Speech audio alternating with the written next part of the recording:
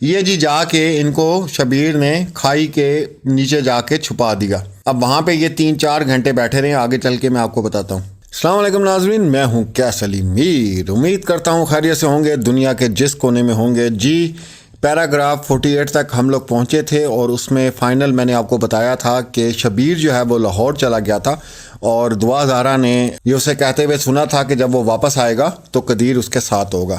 اب لاہور میں کیا ہوتا ہے جی، یہ پیراگراف 49 آپ کو پڑھ کے سنا رہا ہوں۔ دعا کہتی ہے کہ شبیر جو ہے لاہور گیا رائے خرم سے ملنے کے لیے، اور وہاں پہ اس کے ساتھ کیا نیا تھیٹر لگ گیا کہ ایک تو وہاں پہ پولیس جو ہے ان کی شکلوں کو جانتی تھی، یہ اپنی ظاہری بات ہے بھیس بدلا ہوگا یا منہ پہ لپیٹا ہوگا جو بھی کپڑا شپڑا، تو یہ جی رائے خرم کے دفتر پہنچتا ہے۔ رائے خرم جب دیکھتا ہے کہ بھئی یہ حالات تو بہت خراب ہو گئے ہیں اور میڈیا پر جو ہے وہ سب لوگ شروع ہو گئے ہیں، دعا زارا ہو رہی ہے، ادھر بھی دعا زارا ادھر بھی دعا زارا، تو مہدی کاظمی تو بیٹھنے کا نام ہی نہیں لے رہا۔ اب اس نے کیا کیا جی، جو ان کا سب سے بڑا سہولت کار تھا نا یہ رائے خرم، اس نے کہا جی فوری طور پہ تم یہاں سے باہر نکلو اور میرے نمبر سارے بلاک کر دو اور کبھی بھول کر بھی مجھے دوبارہ کال مت کرنا۔ مطلب رائے خرم نے اس سے بات ہی نہیں کی، دھکے مار کے نکال دیا شبیر کو۔ اب دعا زارا کہتی ہے کہ جب یہ واپس آیا ہے شبیر تو اس کے ساتھ اس کا بہنوئی تھا۔ اب پیراگراف 50 آ گیا اور اس میں دعا لکھتی ہے کہ شبیر کی بھابھی کے ساتھ۔ اب پیراگراف 50 ہے جی، یہاں سے کلائمیکس شروع ہو رہا ہے اس پورے کیس کا۔ دعا زارا بتاتی ہے کہ جی جب شبیر واپس آیا ہے تو ایک دن کیا ہوا، یہ بیٹھا ہوا تھا اور جناب وسیم آیا، ہامتا کامتا، سانس اس کی پھولی ہوئی، اور آتے ہی اس نے کہا کہ ہم پکڑے گے، اور یہ آواز اتنی اونچی تھی کہ شبیر نے اسے غصے سے کہا کہ تم یہ کیا کر رہے ہو، اگر آس پاس کسی نے سن لیا تو یہاں پہ تو لوگ جو ہیں پولیس کو انفارم کر دیں گے۔ تو اس کو جناب آستہ بولنے کا اشارہ کر کر اس کو سائڈ پر لے گیا۔ وسیم نے یہاں پہ کیا گیم چلی ہے جی، یہ میں آپ کو بتاتا ہوں۔ اس کو کہتے ہیں چوروں کو پڑ گئے مور۔ اب وسیم نے کیا گیم وہاں چلی، یہ تو حقیقت تھی کہ پولیس انہیں تلاش کاری تھی، پولیس کا فون آیا ہے وسیم کو۔ یہ ساری باتیں اب شبیر اور وسیم کے درمیان ہو رہی ہیں، جس کو دعا زارا سن رہی ہے اور وہ بیان کر رہی ہے۔ پولیس کا فون آیا اور وسیم نے کہا کہ مجھے پولیس کا فون آیا ہے اور مجھے 15 لاکھ روپے آفر کی ہے، اگر تم ظہیر اور دعا زارا کا بتا دیتے ہو تو ہم تمہیں انعام میں 15 لاکھ دیں گے۔ ممکن سی بات ہے جھوٹ ہی بول رہا ہوگا وہ کسی اور چکر میں۔ یہاں پہ ایک بڑا ڈرامیٹک جو سین ہے وہ کریٹ ہوا کہ جب دعا زارا نے یہ سنا تو وہ ہنسنے لگی، اور یہ جو ہنسی تھی یہ اتنی تکلیف دہ تھی شبیر اور ظہیر کے لیے کہ انہوں نے پھر دوبارہ اس کو مارا، تھپڑ مارے، دھکے دیے اور کمر پہ مارا۔ اور دعا زارا اس بات پر ہنسی تھی کہ آخر وہ باپ کس کا ہے، دعا زارا کا باپ ہے نا مہدی علی کاظمی، اور وہ کہاں تک پہنچا ہے اور اس کو سکون مل گیا کہ میرا باپ جو ہے مجھے تلاش کر رہا ہے اور ایک دن ان بھیڑیوں کے چنگل سے آزاد کرائے گا۔ دیکھیں کس طرح کی کہانی ہے جو ہم لوگوں کے سامنے آئی ہے، ایک باپ کی اور ایک بیٹی کی محبت کی، کہ اس دعا زارا کو یقین تھا کہ میرا باپ مجھے اس گند سے باہر نکالے گا، اور یہ یقین تھا باپ کا بھی اور ایک بیٹی کا بھی کہ آج خیر و عافیت سے بیٹی جو ہے وہ اپنے باپ کے گھر میں بیٹھی ہوئی ہے۔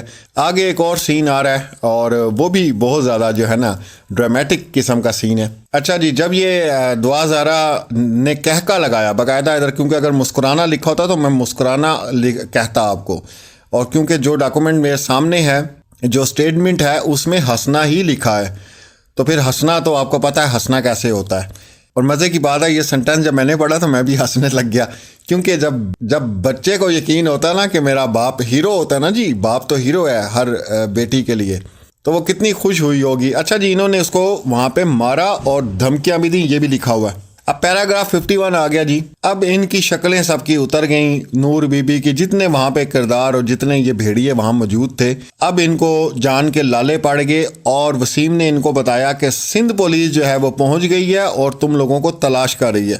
وسیم نے ان کو کہا کہ جہاں ہم لوگ ٹھہرے ہوئے ہیں وہاں سے واپس جاتے ہوئے ایک ہی سڑک ہے، وہاں سے ہم نکل نہیں سکتے کیونکہ لازمی سی بات ہے چیکنگ بھی ہوگی اور چیک پوسٹ بھی وہاں موجود ہوگی۔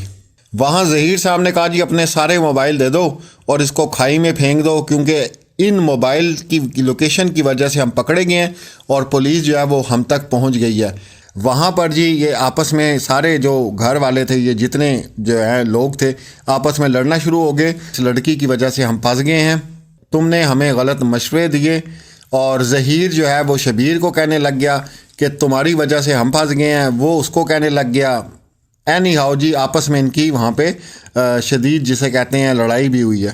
اب انہوں نے کیا کیا جی، اب انہوں نے یہ چال چلی کہ ان کے گھر کے پیچھے تھوڑا سا جا کے، کیونکہ وہ پہاڑی علاقہ ہے سارا، تو آپ کو پتہ کھائیاں بنی ہوئی ہوتی ہیں، تو وہ کھائی کے پاس، اب سوچیں آپ، مطلب ان کو تو چھوڑیں، ان کی جان کی کیا پرواہ ہے، مرتے ہیں تو مریں۔ میں ویسی بات کر رہا ہوں، ایک اس عمر کی جو لڑکی ہے دعا زہرا، ادھر خدا نہ خواستہ کوئی نہ کوئی اس کے ساتھ اللہ نہ کرے حادثہ پیش آ جاتا ہے یا کوئی، میں صرف یہ بتا رہا ہوں کہ اللہ کی ذات نے کس طرح اس بچی کو محفوظ رکھا ہے۔ یہ جی جا کے ان کو شبیر نے کھائی کے نیچے جا کے چھپا دیا۔ اب وہاں پہ یہ 3-4 گھنٹے بیٹھے رہے، آگے چل کے میں آپ کو بتاتا ہوں۔ پیراگراف 51 میں دعا بتاتی ہے کہ جب ہم وہاں بیٹھے، ہمیں 3-4 گھنٹے گزر گئے، تو جناب کوئی بھی گاڑی گزرتی تھی تو ظہیر جو ہے وہ فوراً اس کے منہ پر ہاتھ رکھ دیتا تھا اور خود خوف زدہ ہو جاتا تھا۔ جب گاڑی گزر جاتی تھی تو پیچھے جا کے دیکھتا تھا یہ پولیس والے ہیں کہ نہیں ہیں۔ یہ تقریباً 4 سے 6 گھنٹے اس کھائی میں جناب یہ بیٹھے رہے ہیں، جہاں پر آپ سمجھ سکتے ہیں سانپ اور کچھ بھی ایسا جنگلی جانور یا کچھ بھی ہوتا اور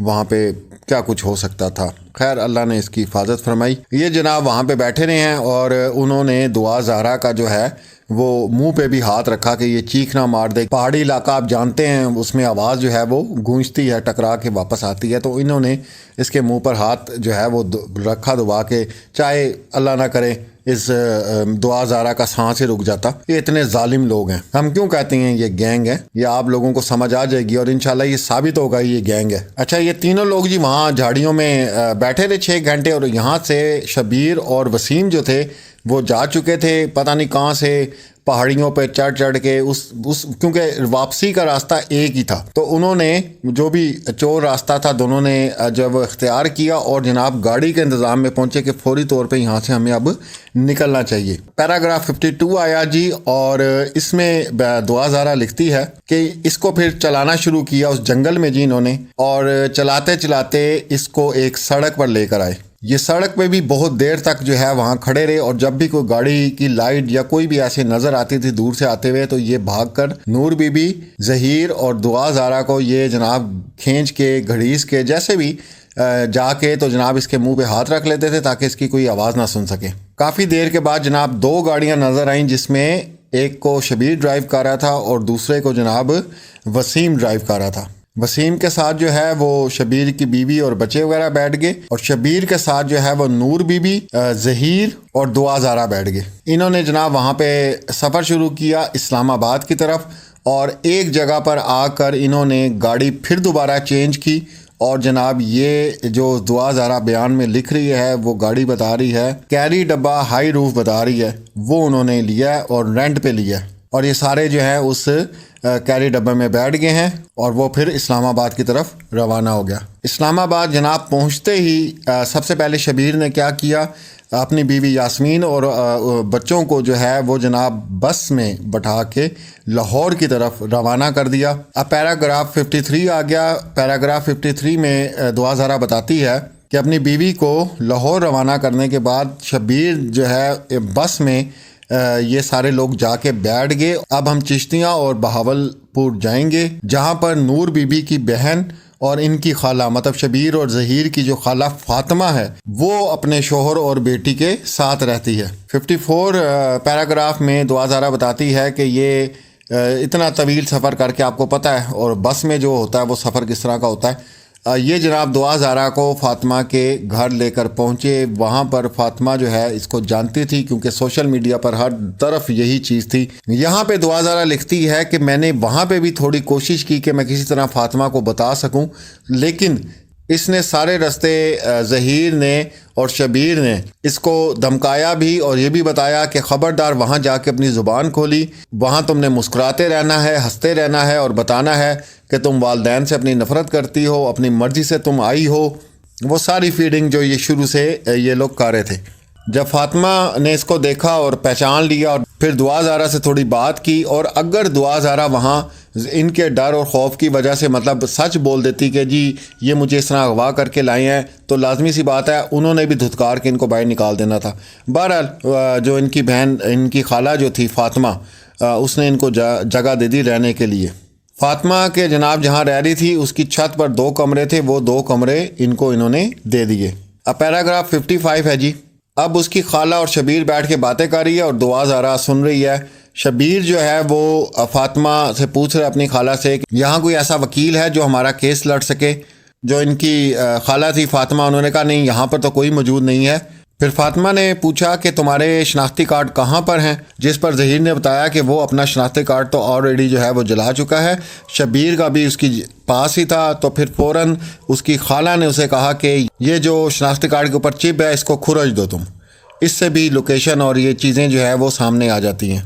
پھر جناب یہ خالہ کا موبائل لے کے اپڈیٹس دیکھتے رہتے تھے، اب کیا ہو رہا ہے، اب کیا ہو رہا ہے، سندھ سے کیا خبریں آ رہی ہیں، لاہور ہائی کورٹ سے کیا خبریں آ رہی ہیں۔ یہ تمام تر چیزیں لوگوں سے لے کے، پہلے جہاں موجود وسیم تھا وہ ان کو دیتا تھا، وہ وہاں سے دیکھتے تھے۔ پھر یہاں پر آنے کے بعد انہوں نے کیا کیا، خالہ کے موبائل سے اور ان کے جو خالو تھے ان کے موبائل سے یہ ساری اپڈیٹس وغیرہ جو ہے وہ لیتے تھے۔ اب دعا زہرا لکھتی ہے کہ پہلی بار میں نے جو ہے زنیرہ ماہم کی ویڈیو دیکھی جس کے بارے میں وہ کیس کی بات کر رہی تھی، ظہیر اور اس کے ساتھیوں کی حمایت کر رہی تھی، اور میں سن کر بڑی حیران ہوئی کیونکہ زنیرہ ماہم بالکل جھوٹ بول رہی تھی۔ یہ دعا زہرا کے الفاظ ہیں جو پیراگراف 55 میں لکھے گئے ہیں۔ مجھے اجازت نہیں ہے، نہیں تو اس کی سنیپ شاٹ بھی میں آپ لوگوں کے ساتھ شیئر کر دیتا۔ اور اس کی باتیں سن کے دعا زہرا کہتی میں اتنی حیران ہوئی ہوں، مطلب اتنے کانفیڈنس ہے وہ، جیسے آپ نے دیکھا ہے میں social media family, seat belt باندھ لیں جہاز اڑنے والا ہے، وہ بس اڑ گیا، اب انشاءاللہ 10 دن رہ گئے ہیں، ایسا اڑے گا جہاز کہ وہ نظر ہی نہیں آنا، اور ڈھکن نے کہاں جانا ہے ہوا میں، وہ پھر کسی کی چھت پہ ہی ملے گا، پتہ نہیں کس کی چھت پہ جا کے گرے گا۔ خیر جی، اب آ جاتے ہیں پیراگراف 56 پہ۔ پیراگراف 56 میں دعا زہرا بتاتی ہے کہ فاطمہ کے گھر جو ہے یہ تقریباً 7 سے 8 دن ٹھہرے۔ پھر دعا زہرا کہتی ہے جی کہ شبیر 1-2 دن کے لیے وہاں سے غائب ہو گیا، اور جب واپس آیا تو یہ آپس میں بیٹھ کے باتیں کر رہے تھے، اور شبیر نے کہا کہ میرے پاس اس وقت 2 لاکھ روپے نقد ہیں، جو میں سمجھتا ہوں کہ ہمیں یہ چھوٹے موٹے یہاں پہ کام ہیں جو کچھ ہے اس کے لیے کافی ہیں، اور اگر نہیں ہوئے تو ہم کچھ نہ کچھ کر کے جو ہے وہ بینک سے باہر نکلوا لیں گے۔ اب بحث شروع ہو گئی فاطمہ کی، شبیر کی اور ظہیر کی کہ جناب وکیل کا کیا کریں۔ اب جو شبیر ہے نئی کاروائی جو بنا کے لایا جی وہ کیا تھی، وہ یہ تھی کہ اس نے ظہیر کو کہا کہ اب ہم اسلام آباد چلتے ہیں اور سپریم کورٹ کے لیے کسی وکیل کو تلاش کرتے ہیں۔ فاطمہ نے انہیں بہت منع کیا کہ ایسا مت کریں، لیکن فاطمہ جو ان کی خالہ تھی اس کی بات کو انہوں نے نظر انداز کر دیا۔ اب میں پیرا 57 میں ہوں، اور انہوں نے جو ہے اپنی خالہ کی ایک نہیں مانی، اور جناب مجھے لے کر یہ اسلام آباد چلے گئے۔ اب اسلام آباد یہ گئے اور وہاں پر سپریم کورٹ کے کس وکیل سے ان کی ملاقات ہوئی، وہاں پر ان کی جو بھی بات چیت ہوئی وہ بھی ڈیٹیل اس کے اندر لکھی ہوئی ہے، وہ بھی انشاءاللہ اب جو ہماری نیکسٹ ویڈیو آئے گی اس میں آپ کو بتائیں گے۔ اور اسلام آباد میں انہوں نے کس جگہ پہ جو ہے وہ سٹے کیا ہے، اور کس طرح چھپ کر یہ وکیل سے ملتے رہے ہیں، وکیل ان کے پاس آیا یا یہ وکیل کے پاس گئے، اور ان کے بیچ میں کیا بات ہوئی اور انہوں نے کیا کچھ کیا، یہ آگے پوری ڈیٹیل جو ہے وہ 57 کے بعد شروع ہوتی ہے۔ تو جناب یہ آپ صورت حال ہے، 57 پیرا تک ہم لوگ پہنچ گئے ہیں، اور جناب دعا زہرا بھی اسلام آباد پہنچ گئی ہے۔ تو اسلام آباد میں اب کیا ہوتا ہے انشاءاللہ وہ اگلی ویڈیو میں آپ کو میں بتاؤں گا 58 میں، کہ وہاں پہ کیا کاروائیاں ہوئیں اور کس طرح ہوئیں۔ اور ابھی جو ہے مزید بڑے کلائمیکس ہیں سٹوری کے، اور وہ تمام مشکلات جو دعا زہرا نے جھیلیں ان کو ہم لفظ بہ لفظ ایک ایک کر کے آپ تک پہنچا رہے ہیں، اور ہم اس کو ایک سمجھتے ہیں کہ ہماری صحافتی ذمہ داری ہے۔ ہماری پوری کوشش ہے کہ جو اس دعا زہرا پہ گزری اسی طرح ایک ایک جو جملہ ہے، جو بات ہے اس بیان میں، وہ ہم آپ تک پہنچائیں، اور اللہ کا شکر ہے کہ ہم اسے پورا کرنے کی کوشش کر رہے ہیں۔ اس کو ہم اگر دیکھ لیتے، جیسے اور بھی ہیں بھائی ہیں کام کر رہے ہیں، اچھی بات ہے، کرنا چاہیے۔ اتنی ڈیٹیل سے یہ چیزیں کوئی بھی ڈسکس نہیں کر رہا، وہ جسٹ مطلب جو چیز سامنے آتی ہے جو بھی ہے وہ اس کو سارا بتا دیتے ہیں، اور کہانی جو ہے نا وہ اتنی ڈیٹیل سے سمجھ نہیں آتی کہ ہو کیا رہا ہے۔ تو انشاءاللہ نیکسٹ ویڈیو میں دیکھتے ہیں نئے انکشافات کہ ان بھیڑیوں نے آگے کیا کیا چالیں چلی. ابھی بڑا آپ کو سارا کچھ پوری جو ہے نا آپ کے دماغ میں یہ کہانی دوبارہ رپیٹ ہو جائے گی کہ کس وقت کیا ہوا. میں پرانی فوٹیج بھی جمع کر رہا ہوں, پرانے انٹرویوز بھی انشاءاللہ منظر عام پر لے کر آؤں گا, جہاں پہ رائے خرم نے جو باتیں کیں, جہاں پہ یہ سوشل میڈیا پینل نے بیٹھ کے ان کا مذاق اڑایا, وہ سب چیزیں سامنے آپ کے آئیں گی. اور انشاءاللہ ہم حقائق کے بہت نزدیک ہیں, اور تقریباً 10-15 دن میں فرد جرم انشاءاللہ ان لوگوں پر عائد ہونی ہی ہونی ہے. اب ہونی ہے, اب چارہ ہی کوئی نہیں ہے. اور اس سے پہلے جو آج دن میں نے ویڈیو اپلوڈ کی ہے وہ لازمی دیکھیں. اس میں نے بہت امپورٹنٹ جو نقطے ہیں ان کے اوپر میں نے بات کی ہے. تو انشاءاللہ ملتے ہیں اگلی ویڈیو میں. اللہ حافظ.